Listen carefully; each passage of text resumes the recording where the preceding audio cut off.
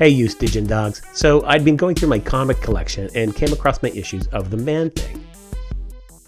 The Man-Thing is the story of a scientist, Ted Sallis, betrayed by his lover, Miss Brandt, who'd sought to steal the sole vial of his top-secret work.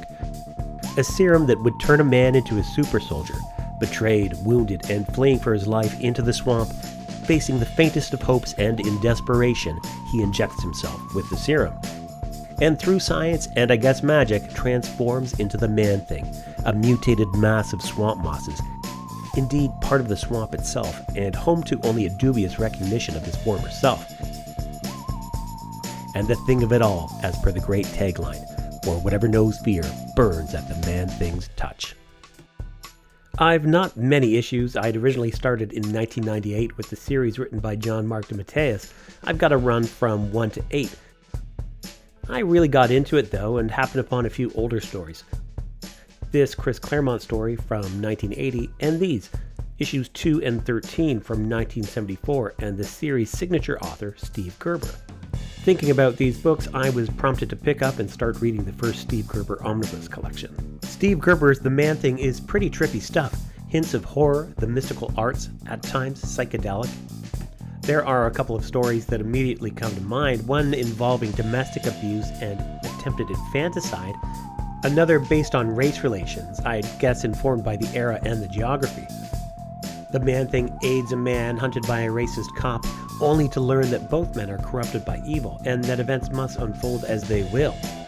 Sometimes aiding, knowing right from wrong, but the lessons of morality are subjective. Destiny is not determined by him, outcomes are often unknown, and not always as expected.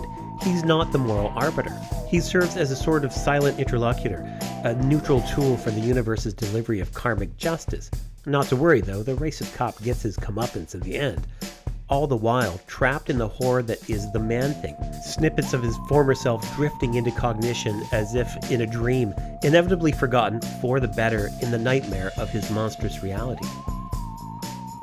Fear is the obvious central theme here, the Man-Thing's response to fear, that thing that he most loathes and will cause those that experience it to burn at his touch. But it's also the exploration of the fear of our lost humanity, the loss of self. Our isolation made all the more terrifying by the thought of having glimpses of who we once were. Our humanity always out of reach and always to be lost again and again, an eternal prison.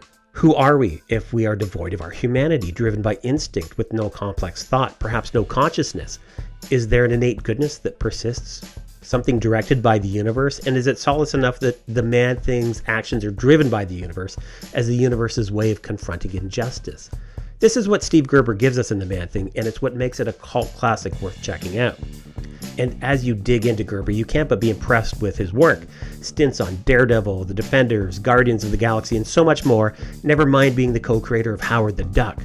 And it totally blew my mind to realize that Steve Gerber is credited as the creator of this amazing cartoon, one that happens to have the greatest show opening in the history of television. Thundarr, the Barbarian. The year 1994. From out of space comes a runaway planet, hurtling between the Earth and the Moon, unleashing cosmic destruction.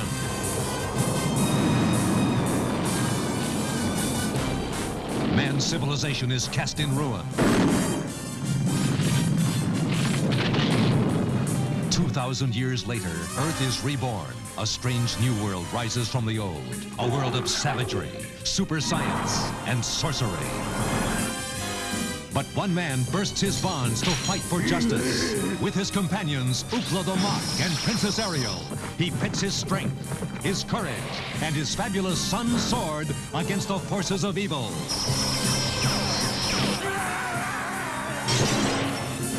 He is Thundarr, the Barbarian. Created by Steve Gerber and produced by Ruby Spears Productions, Thundarr the Barbarian aired for 2 seasons, 21 episodes on ABC from 1980 to 1981. The main characters were designed by Alex Toth. Thundarr, Princess Ariel, Ookla the Mok, and none other than Jack Kirby is credited with the production design of most of the bad guys and secondary characters.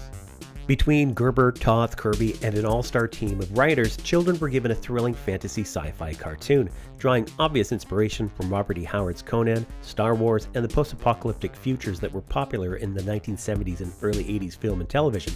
I'm thinking of things like Planet of the Apes, Omega Man, Soylent Green, and Mad Max, to name a few, not to mention Jack Kirby's comic series Commandy. The show's opening transformed me. I have vivid memories of Saturday mornings with my older brother. Here I am, the age of 5 or 6, transfixed, confronted with the existential, thrust into mind-bending fantasy, forever cementing the dystopic in my psyche. Thundar and Calamity suddenly informed my style of play. Those early 1980s space-themed Lego sets, not just a means of off-world exploration, but the key to humanity's off-world survival. Hours spent replaying the plight of those humans with the knowledge of the coming planetary destruction, the brave astronauts and scientists hurriedly constructing their vessel in time to escape certain doom. Not only was this my first exposure to the post-apocalyptic and that all things are transient, but it was also my first introduction to sword and sorcery, except for maybe the odd airbrush van in the neighborhood, and also to the notion of the barbarous versus the civilized. Who are we without civilization? Is the primal us enough to save the day? Does civilization create morality, or is it innate in us? And is it this that makes us potential heroes? This show made an indelible mark on my life. There is a before Thundar and an after Thundar. I was forever changed. Reading more, I learned that Gerber and others on the creative team would move on to write for the G.I. Joe animated series, with Gerber the head writer, story editor for season 1. From the age of 7 or 8, G.I. Joe, the toys, and then the animated series became my primary obsession, and was the fantasy world that I spent most of my time in.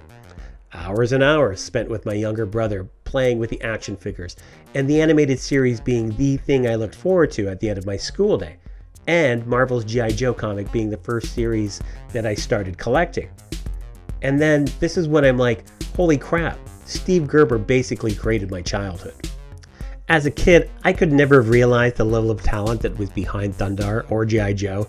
Here in Thundar, a children's cartoon, is the presentation and exploration of universal themes, drawn from creators who are and were absolute masters of their craft, a line of artists creating, sustaining, and defining cultural products of immense value.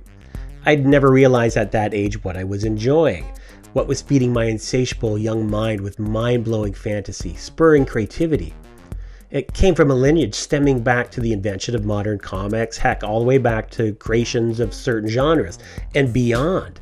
As adults, exploring these paths and connections deepens our understanding of the past, providing greater context to our present.